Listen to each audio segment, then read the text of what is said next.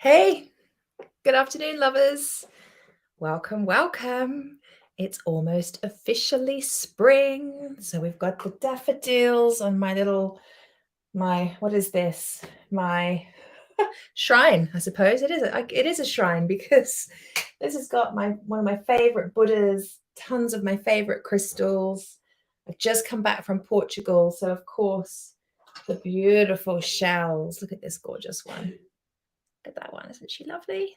Gorgeous shells I found. I particularly love this. Look at how this shimmers. I wonder if you're going to will you get the shimmer there? Isn't that gorgeous? It just caught my eye and I was like, I'm like a magpie. I had to bring it back with me. And of course, these beautiful rays of sunshine. Hold on. Aren't they lovely? Anyway, so I've added shells and daffodils to my space here because it makes me happy and it has me feel connected to my feminine and just what lights me up and makes me happy. Who's joining? Say hi as you're joining. Hello, Facebook user. I don't know who that is. Maybe let me know. But so beautiful to be with you. I know it's a Thursday and not a Wednesday, and I usually come to you on a Wednesday, but I was busy yesterday with my son. It's half term and we were walking the dogs plural, because we're looking after my son's dog that lives at his dad's house. And then we've got our dog Boomer. So we were on the beach yesterday and we went for burgers and then we were playing badminton and we had a full day of just hanging out, the two of us, as we are most of this week. And today I'm sneaking in a quick live because, well, he's only just woken up. So his day hasn't really quite started. I've been going for ages. Hello. Who's joining? Hey, Caroline. Good to see you, my darling. Welcome. So I am back in the UK after 8 glorious nights in Portugal, where I was running my 5-day Meet Your Soulmate challenge. It was a huge success. I enjoyed every second of it. I haven't had any bad feedback yet. So all the feedback I've had from all of the women who participated, and we had 200 end up in our Facebook group, was very positive, very transformational, and we loved it. We had the most wonderful time. Hello, B. Welcome. Good to have you here, darling. Just realizing I'm looking very shiny. Yeah, we had a great time, and now I'm back in the UK, and I'm pleased to say the sun's trying to come out today, which is very nice, although I was walking in the pissing rain this morning with the dogs. But today what I wanted to talk about was, I can't hold that, it's too hot. My son just made me a cup of tea and it's lovely. It was a beautiful space, wasn't it, Caroline? And it was so wonderful to have you part of it. Thank you for being there. What I wanted to talk about today is something so on the back of the 5-day Meet Your Soulmate challenge, I was speaking to a bunch of different women, exploring if they wanted to come and join my mastermind called Daring and Mighty Love. It's the empowered feminine approach to dating. If you haven't heard about it, because we've been shouting about it all over social media all week, and you want to find out more, just pop a note in the comments saying, tell me more, and I will happily tell you more. We actually opened this evening with our orientation call, but our first group coaching call doesn't start for 2 more weeks. So there's still time to join, and there are still 2 places left. Good morning. Another Facebook user. Hello. Yeah, you got to give StreamYard permission to share your name. Otherwise, it just tells me that you're a Facebook user. So yes, I was having conversations with women in the last week about that program. And well, first of all, it was amazing to connect with people, because running a 5-day challenge, I'm doing it across Facebook Lives and I don't get to see anybody. So it was really, really fun for me to actually be on Zoom face to face with women and get to know them and feel them and hear their experience and so on. Oh, it's Kellyanne. Hi, darling. Good to have you. I hope your house move went okay. Big deal moving house. I know. So in these conversations, there were some themes, but a really big theme that came up was this piece around a real nervousness to join in an all women group. real nervousness. There was real feminine wounding at play, and the invitation to come into the mastermind, which is only small, it's only for 10 women. The idea for a lot of women, and let me know if you relate to this in the comments. If you're on replay, type in hashtag replay and feel free to comment, because I will respond. This feeling of coming into a small group of women felt really scary for a lot of women I spoke to. And I really, really relate to that. I remember, it really doesn't seem that long ago. And it's still, is it an ongoing thing?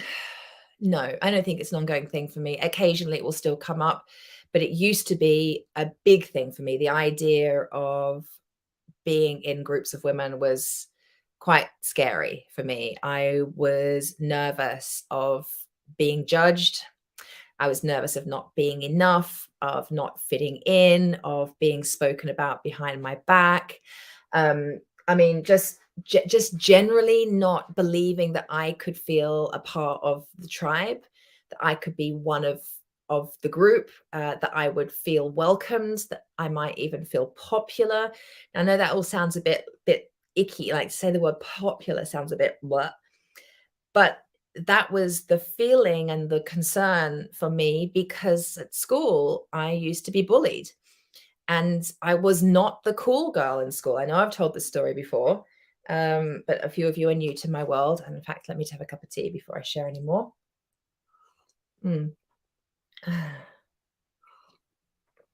So, yeah, I was bullied at school. Even from primary school into, and I would say it started in primary school and it lasted, I would say I came into my own. And quite frankly, I think all of the girls I was in school with matured somewhat. So by the time I was about 16, I came out the other side of it, and I found my feet and I found my tribe at school. I found my voice. Well, I began to find my voice. I began to feel a little more confident in who I was, not so awkward, not so lost about who am I. I remember I used to journal constantly, like, who am I? What's the point of this life? Like, what's it all about? What's my role? What purpose do I play? I used to write a lot about that when I was a teenager. And yeah, it took me a while to kind of land and find my feet. And then it was a new evolution. But up until about the age of 16, 17, I never really felt like I fit in. I was teased for being very bright, even though I wasn't that bright. Like, I wasn't super, super bright. In fact, I had to work hard to get good grades, but I did work hard. I really, really wanted the good grades. I was a good girl. Hey, Dr. Ali, good to see you, darling. Nice to have you here. Yeah, I was a good girl. I wanted the good grades. I was very committed. I was very persistent. And so I got called a Spock. So any Trek fans, Star Trek fans out there, that was the go-to name calling in school if you were intelligent or bright or worked hard or even cared about your grades. At school in Australia in the 90s, no, it was earlier. I was at school earlier, 80s. Yeah, it was the 80s. You got called a Spock. And I had really skinny legs, and I looked really awkward. And my mum never let me shave my legs. So, I was a 15-year-old with black, hairy legs. Not a good look. Until I just started shaving them, until I didn't care what mum said anymore. But, for a few years there, I was skinny and awkward and like goody two-shoes. And I was never the cool kid that got to sit at the back of the bus. I was never picked first for the sports teams. Yeah, so that stayed with me for a long, long, long time. And it's amazing to me now to think that I now get to lead large groups of women through powerful transformational processes like we did in the 5-day challenge last week. That's amazing to me, to feel so comfortable, to feel seen and heard and received, to not be judged. Although I know I get judged. I mean, you can't put yourself out there in the public space and have a public profile like I do now and not get judged. And I heard it once said, by the way, that, and I loved this, that you know that that your message is aligned and strong and authentic when you split audiences. So when you pretty much get 50% lovers and 50% haters, that's when you know that you're really speaking your truth. So when you start getting the haters or the judges online or anywhere, often that's a good sign. It's a good sign. You're not going to be liked by everybody, but you've got to put yourself out there and serve who you're meant to serve, right? Otherwise, you're doing those that you're meant to serve a huge disservice. Not, if you stay quiet, if you play small, if you hide out in the corner, if you fear being bullied or judged, So that's something I've had to really get over myself around. And so the invitation to come into my mastermind has brought this piece up for women. It's like, can I actually be in a group of women and feel part of it? Can I be in a group of women and not almost wear a mask and show up how I've learned to show up, to play a role, to maybe play the role of caretaker in the group, rather than be able to just be me, be witnessed, be received, be held, that I don't have to be like in there helping everybody, seeing everybody, being the people pleaser, which is exhausting. And a lot of women, they don't want to enter another space because there are enough spaces in their lives, domestically, at work, friendship groups, and so on, where they're playing that role of people pleaser and they're freaking exhausted. And they don't want to go into another space where they're going to feel like they have to take care of everybody else. But that's absolutely not what my communities are about. It's the giving and receiving. You will be giving, you will be supporting, inspiring, encouraging others, and you'll be able to sit back and receive. And when you need help, you can ask for it and you can receive the support. And it's about learning that it's okay to be both, to give and to receive, and that's a very energetically like nourishing, it's a beautiful filling up space. And that's what's on offer. Let me just take a look at the comments here. So Caroline's saying, I thankfully wasn't bullied, but I now notice I placed myself in the middle, not popular and not unpopular, where it felt safe. This theme has run through my life, wanting to camouflage me, yet at the same time feeling in the wrong place. So not fitting in felt real. Yes. And thank you so much, Caroline, or Carolyn, I think it's probably how I should say it, right? Carolyn. Thank you so much for sharing that, because I know there's women watching this who will understand and agree with that and relate to that. And it's important that we share our stories and speak our truth because it is relatable. And the relatability is healing, and it encourages us to, put our big girl pants on and get out there and be be the women we came here to be. Carolyn, yes, excellent. Thank you. I'm glad I corrected that. And so, yeah, that's been a really, really big theme in the last week with the conversations I've been having. And then I have a membership called the Love Lounge. And as it happens on Tuesday, so the day of the twos, 22/2/22, which was a powerful portal. And yeah, all sorts of beautiful things were happening that day, even when we can't see the beauty in what's happening. There is beauty within.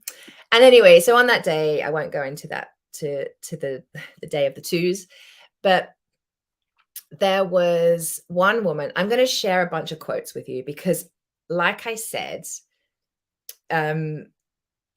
hearing other people's experiences, hearing other women's stories, it's relatable, and within the relatability is healing. Yeah. And one of the women, I'm not going to give away any names because these were comments that were made inside the membership, so I wouldn't reveal that. I will only share comments and testimonials, like not anonymously if they're out in the public space. But inside my memberships, everything remains anonymous, and that's really important.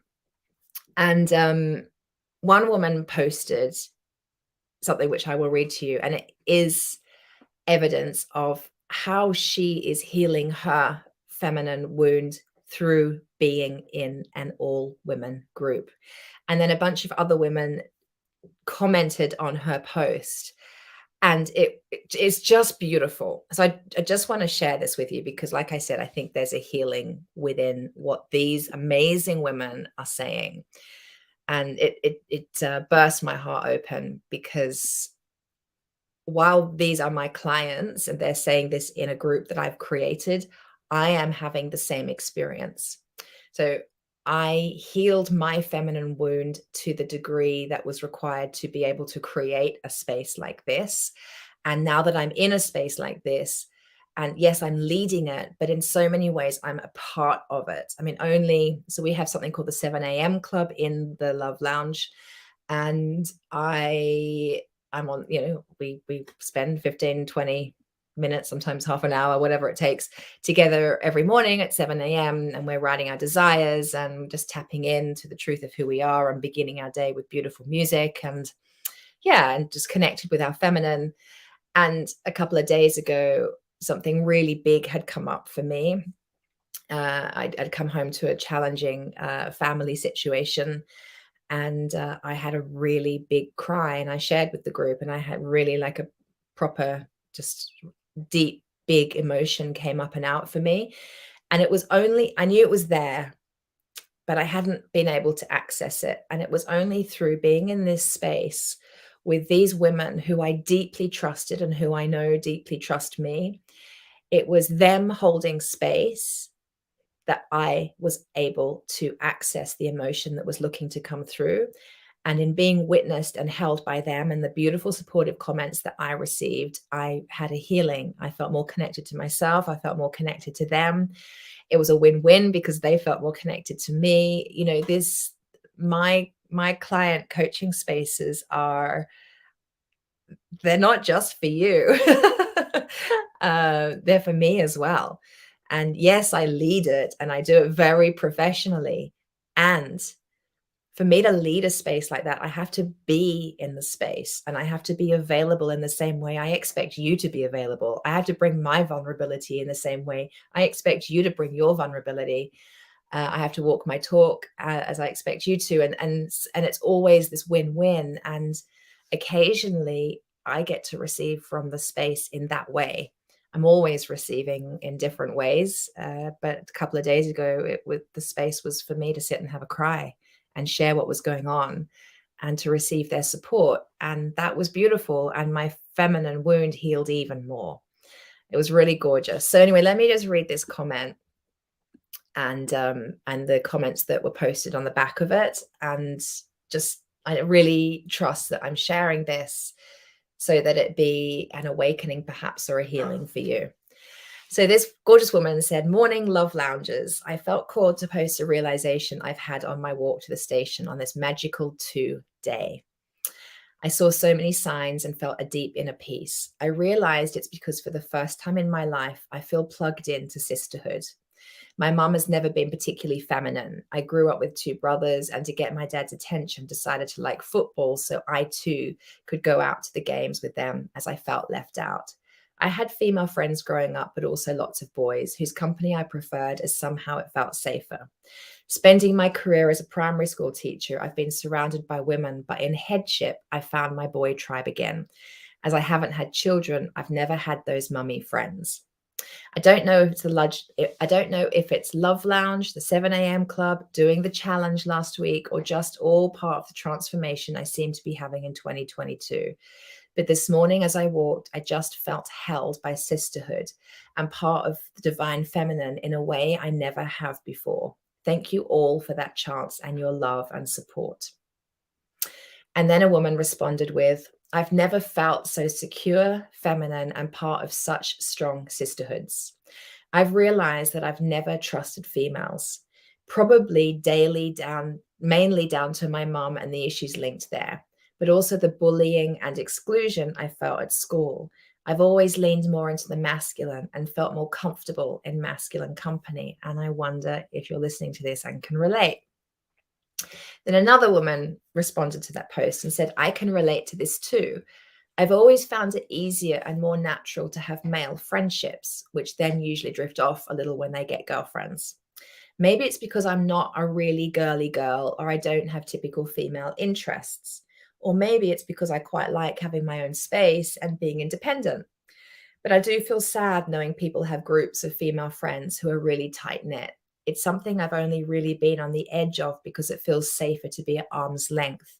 That way I can't get let down and when I'm not included or invited. Sorry, that way I can't get let down when I'm not included or invited to things. Can you relate? And then this beautiful response to that post was, you are certainly not on the edge of the Love Lounge sisterhood, a very important, valued, and cherished member, I'd say. Totally get you though, as I think I've felt very much the same most of my life. So right there is the sisterhood support, as a woman being really honest and really vulnerable and laying her heart out, and another woman coming in and saying, we see you, you're cherished, and thank you for sharing you because I relate. This is the kind of support that's going on in these communities. And for those of you that were in my 5-day challenge last week, you witnessed that. And you were essentially, I don't even know if essentially, you're all strangers. There's a few groups of girlfriends in there, but you were all strangers to each other. So imagine when you come into a community like my Daring and Mighty Love Mastermind, there's only 10, or the Love Lounge, which is a bigger community. Imagine as you get to know each other, and we're going to be doing meetups now that we're allowed again. I'll start running retreats again, and you'll become friends, and you'll finally have a community where you can show up as you, and you don't have to wear the mask, and you don't have to pretend. Another comment in that same thread was, I can't find the words. You've done the same for me, Katie, and it's a priceless opening up to sisterhood that I never thought possible. Thank you forever. That was a nice one. Thank you for posting that. What's the comment here? Carolyn saying, yes, so interesting, these comments. Yeah, it's beautiful, isn't it? And, I remember when I was at university, I never actually finished university, but I did 3 years, and I actually majored in Japanese, random. But I did art history, a few art history subjects because it was an arts degree. And I'll never forget, and I wish I could remember the name of the book. I did do a quick Google search before coming on because I wanted to remember the name of the book, but I can't find it. But I'm determined to find this book. And it blew my mind because it was all about the male gaze.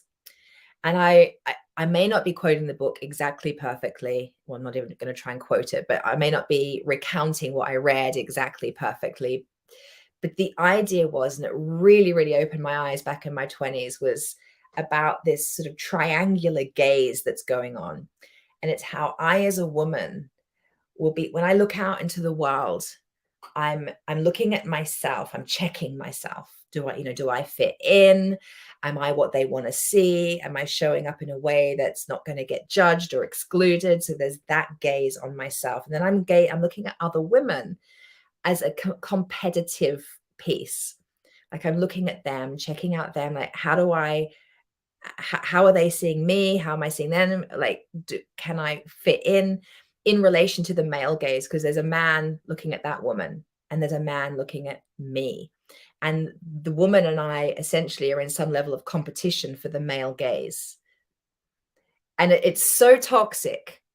It's so, so toxic. And so the man's looking at her, the man's looking at me, I'm looking at her, I'm watching him, he's watching me. We're all sort of watching each other. And there's this sort of toxicity around this gaze. And yeah, Caroline saying this resonates, right? It's really unhealthy. And it's really rooted in this toxic masculine, this society that we've been grown up in, that's, generations and generations old, where we women have learned to relate to each other in response to the masculine gaze. But it's not the gaze of the empowered masculine, because the empowered masculine does not look at women as objects, right? It's utterly different.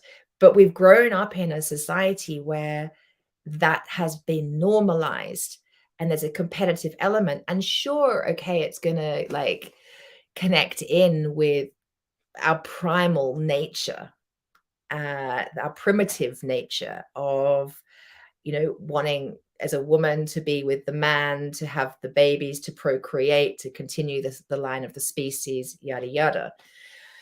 And yet, you know, we're not monkeys anymore. And while there's a little bit of that going on in terms of our primal nature, we know better, we know more. And it's just that gaze, it just feels so toxic. It feels so patriarchal. It feels like what we're being invited to heal from. And, you know, if you have the desire, and most of the women in my space do, if you have the desire to step into your empowered self, the invitation there is to step into your empowered feminine and into your empowered masculine, because we are both energy. And it's to heal anything toxic and disempowered in either our masculine or feminine energy. And yeah, and I really feel like stepping into all female spaces, it's not the only way, but it is one very powerful way to step into all female spaces. We can practice showing up fully as who we are without judgment.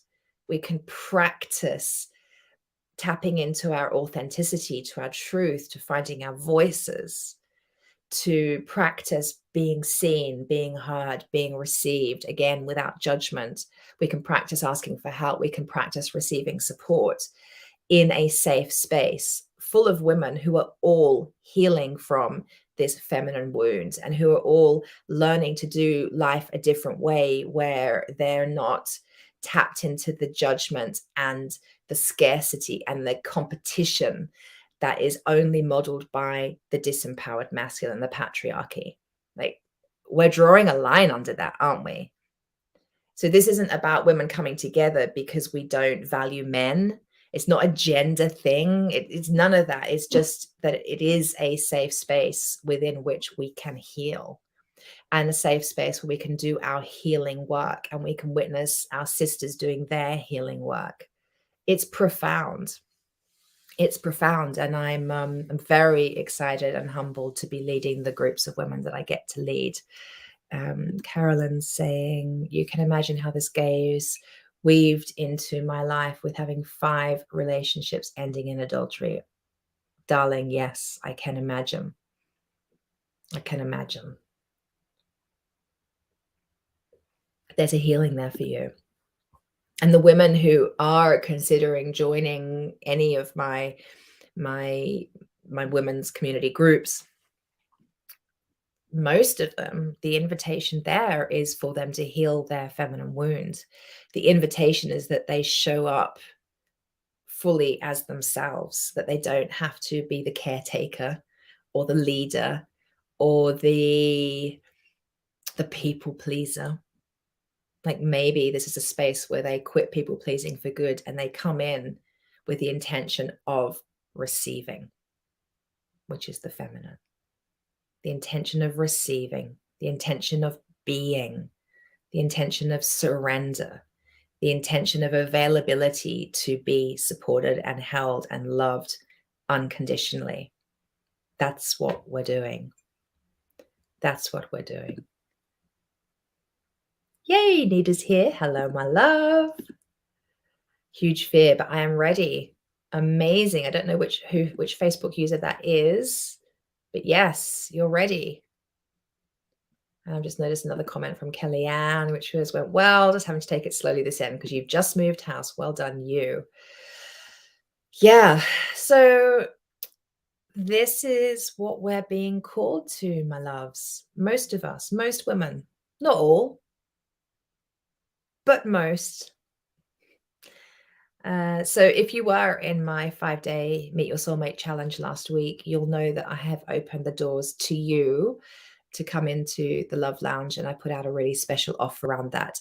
We will be looking to open the doors again in the future. I don't know when, and I don't know what the offer will be, but if you were in the 5-day challenge because you committed your hearts, minds, souls, bodies to that process for that entire week, my gift to you is an invitation into the Love Lounge. So I hope you've received the email today that went out about that. I can't wait to see who's going to come in and join. If you are still on the fence about the Daring and Mighty Love Mastermind, just ping me a note, reply to one of the emails you probably received from me, put a comment here saying, Katie, can you contact me? And I will. Okie dokie. So I trust that something I've shared today has landed. Carolyn, yeah, you would have received an email this morning about 6 o'clock from the School of Self-Love. There'll be some more coming out. Just make sure it's not in your junk mail.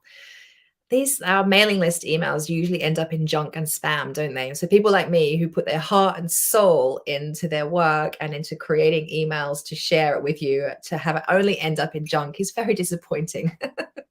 So please share. Please look in your junk and spam. Anyway, I'm sending you all so much love on this beautiful, beautiful day. Who's this? Calandra.